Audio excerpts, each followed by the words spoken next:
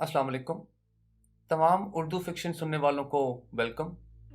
मैं हूं आपका होस्ट हैदर अली जान। आज जो हम कहानी सुनने जा रहे हैं उसका उन्वान है खुदा की कसम और इसको लिखा है सादत हसन मंटो ने। आइए सुनते हैं अफसाना खुदा की कसम। उधर से मुसलमान और इधर से हिंदू अभी तक आ जा रहे थे। कैंपों के कैंप भरे पड़े थे जिनमें ज़रबुल मिसल के तिल धरने के लिए वाकई कोई जगह नहीं थी, लेकिन इसके बावजूद इनमें ठूंसे जा रहे थे।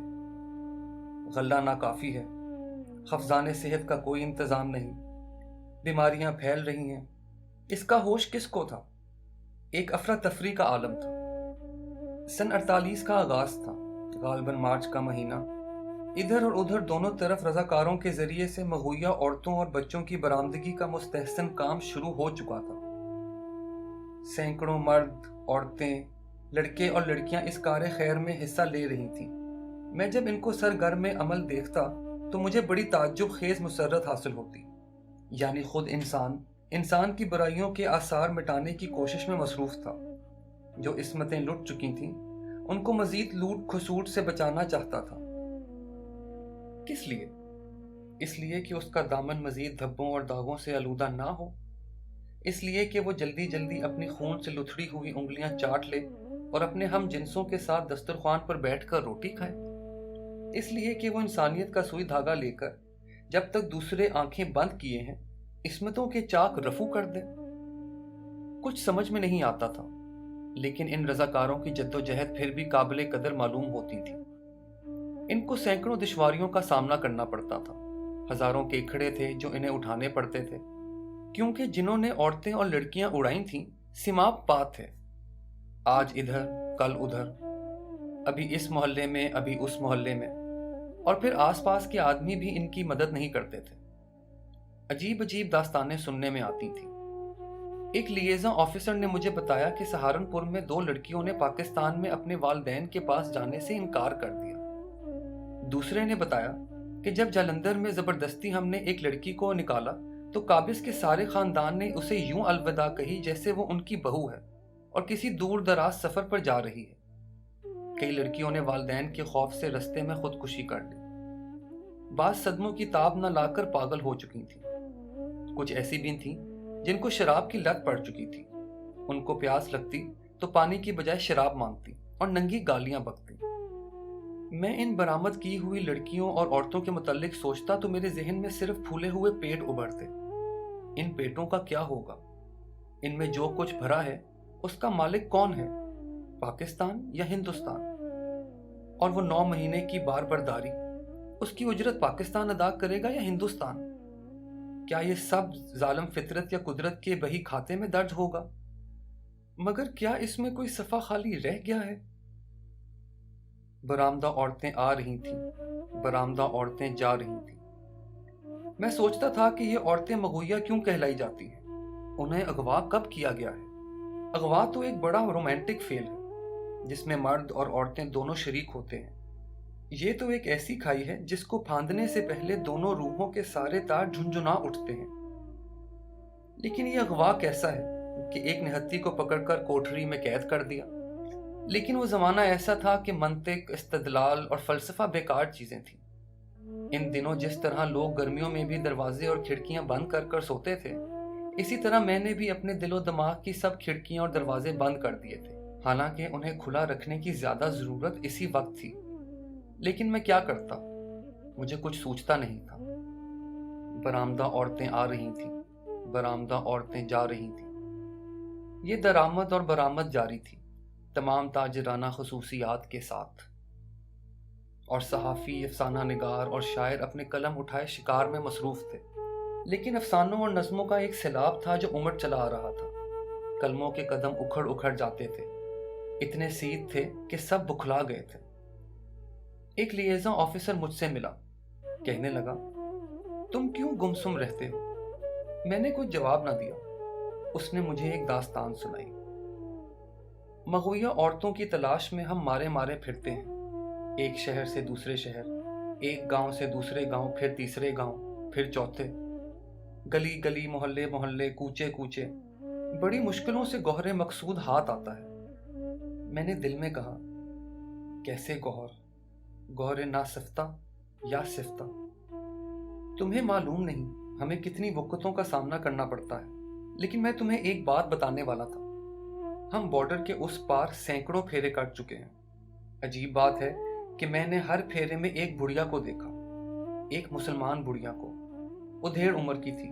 पहली मर्तबा मैंने उसे जलंधर की बस्तियों में देखा। परेशान हाल, माउफ दिमाग, वीरान वीरान आंखें, गर्द व गुबार से अटे हुए बाल, फटे हुए कपड़े। उसे तन का होश था ना मन का, लेकिन उसकी निगाहों से यह साफ जाहिर था कि किसी को ढूंढ रही है। मुझे बहन ने बताया कि ये औरत सदमे के बाइस पागल हो गई है। पटियाला की रहने वाली है। उसकी इकलौती लड़की थी जो उसे नहीं मिलती। हमने बहुत जतन किए हैं उसे ढूंढने के लिए, मगर नाकाम रहे हैं। गालबन फसादात में मारी गई है, मगर ये बुढ़िया नहीं मानती। दूसरी मर्तबा मैंने उस पगली को सहारनपुर के लारियों के अड्डे पर देखा। उसकी हालत पहले से कहीं ज्यादा अबतर और खस्ता थी। उसके होंठों पर मोटी मोटी पपटरियां जमी थी। बाल साधुओं के से बने थे। मैंने उससे बातचीत की और चाहा कि वो अपनी मोहम तलाश छोड़ दे। चुनाचे मैंने इस गर्ज से बहुत संगदिल बनकर उससे कहा, माई, तेरी लड़की कत्ल कर दी गई थी। पगली ने मेरी तरफ देखा। कत्ल? नहीं। उसके लहजे में फौलादी तीकन पैदा हो गया। उसे कोई कत्ल नहीं कर सकता। मेरी बेटी को कोई कत्ल नहीं कर सकता। और वो चली गई अपनी मोहम तलाश में। मैंने सोचा, एक तलाश और, फिर मोहम। लेकिन पगली को क्यों इतना यकीन था कि उसकी बेटी पर कोई कृपान नहीं उठ सकती, कोई तेज धार या कुंद छुरा उसकी गर्दन की तरफ नहीं बढ़ सकता? क्या वो अमर थी, या क्या उसकी ममता अमर थी? ममता तो खैर अमर होती है। फिर क्या वो अपनी ममता ढूंढ रही थी? क्या उसने उसे खो दिया? तीसरे फेरे मैंने उसे फिर देखा। अब वो बिल्कुल चीथड़ों में थी, करीब करीब नंगी। मैंने उसको कपड़े दिए, मगर उसने कबूल न किए। मैंने उससे कहा, माई, मैं सच कहता हूं, तेरी लड़की पटियाला ही में कत्ल कर दी गई थी। उसने फिर उसी फौलादी तीकन के साथ कहा, तू झूठ कहता है। मैंने उससे अपनी बात मनवाने की खातिर कहा, नहीं, मैं सच कहता हूं। काफी रो पीट लिया है तुमने। चलो मेरे साथ, मैं तुमको पाकिस्तान ले चलूंगा। उसने मेरी बात न सुनी और बुड़बुड़ाने लगी। बुड़बुड़ाते हुए वो एकदम चौंकी। अब उसके लहजे में तीखन फौलाद से भी ज्यादा ठोस था। नहीं, मेरी बेटी को कोई कत्ल नहीं कर सकता। मैंने पूछा, क्यों? बुढ़िया ने हौले हौले कहा, वो खूबसूरत है। वो इतनी खूबसूरत है कि उसे कोई कत्ल नहीं कर सकता, उसे तमाचा तक नहीं मार सकता। मैं सोचने लगा, क्या वाकई वो इतनी खूबसूरत थी? हर माँ की आंखों में उसकी औलाद चंदे आफताब, चंदे महताब होती है, लेकिन हो सकता है वो लड़की दर हकीकत खूबसूरत हो। मगर इस तूफान में कौन सी खूबसूरती है जो इंसान के खुरदरे हाथों से बची है? हो सकता है पगली इस ख्याल खाम को धोखा दे रही हो। फरार के लाखों रास्ते हैं। दुख एक ऐसा चौक है जो इर्द गिर्द लाखों बल्कि करोड़ों सड़कों का जाल बुन देता है। बॉर्डर के उस पार कई फेरे हुए। हर बार मैंने उस पगली को देखा। अब वो हड्डियों का ढांचा रह गई थी, बेनाई कमजोर हो चुकी थी, टटोल टटोल कर चलती थी, मगर उसकी तलाश जारी थी। बड़ी शद्दोमत से उसका यकीन उसी तरह मुस्तहकम था कि उसकी बेटी जिंदा है, इसलिए कि उसे कोई मार नहीं सकता। बहन ने मुझसे कहा कि इस औरत से मगजमारी फजूल है, उसका दिमाग चल चुका है। बेहतर यही है कि तुम इसे पाकिस्तान ले जाओ और पागल खाने में दाखिल करवा दो। मैंने मुनासिब ना समझा। मैं इसकी मोहूम तलाश, जो इसकी जिंदगी का वाहिद सहारा थी, मैं उससे छीनना नहीं चाहता था। मैं उसे एक वसी और अरीस पागल खाने से, जिसमें वो मीलों की मुसाफत तय करके अपने पाँव के आबलों के प्यास बुझा सकती थी, उठाकर एक मुख्तसर सी 4 दीवारी में कैद करना नहीं चाहता था। आखिरी बार मैंने उसे अमृतसर में देखा। उसकी शिकस्ता हाली का ये आलम था कि मेरी आंखों में आंसू आ गए। मैंने फैसला कर लिया कि उसे पाकिस्तान ले जाऊंगा और पागल खाने में दाखिल करा दूंगा। वो फरीद के चौक में खड़ी अपनी नीम अंधी आंखों से इधर उधर देख रही थी। चौक में काफी चहल पहल थी। میں بہن کے ساتھ ایک دکان پر بیٹھا ایک مغویہ لڑکی کے متعلق بات چیت کر رہا تھا، جس کے متعلق ہمیں یہ اطلاع ملی تھی کہ وہ بازار سبونیا میں ایک ہندو بنیے کے گھر موجود ہے۔ یہ گفتگو ختم ہوئی تو میں اٹھا کہ اس پگلی سے جھوٹ سچ کہہ کر اسے پاکستان جانے کے لیے آمادہ کروں کہ ایک جوڑا ادھر سے گزرا۔